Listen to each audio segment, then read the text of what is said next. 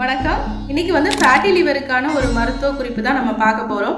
பொதுவாக இந்த பிரச்சனை இருக்கிறவங்க எண்ணெயில் பொரிச்ச உணவுகளையும் அதிகமான இனிப்பு பொருட்களையும் வெளியில் அதிகமாக சாப்பிட்றதையும் தவிர்க்கணும்.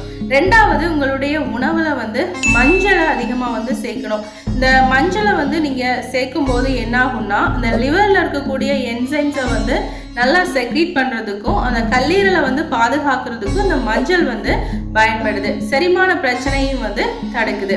மூணாவதாக நிறைய ஒமேகா 3 ஃபேட்டி ஆசிட் இருக்கக்கூடிய மீன்களை நீங்கள் எடுத்துக்கொள்ளலாம். ஃபேட்டி லிவர் பிரச்சனை இருக்கிறவங்களுக்கு இந்த ஒமேகா 3 ஃபேட்டி ஆசிடை எடுத்துக்கும் போது அது கல்லீரலை இன்னும் ஆரோக்கியமாகவும் பாதுகாப்பாகவும் வச்சிருக்கும். பொதுவாக இந்த லிவர் தொந்தரவு இருக்கிறவங்க மோஸ்ட்லி ஃபுட்டு ரொம்ப லைட்டாகவும் ஆரோக்கியம் உள்ளதாகவும் எடுத்துக்கொள்ளணும். ஹெவி ஃபுட்டு அதிகமாக எடுத்துக்கொள்ள வேண்டாம்.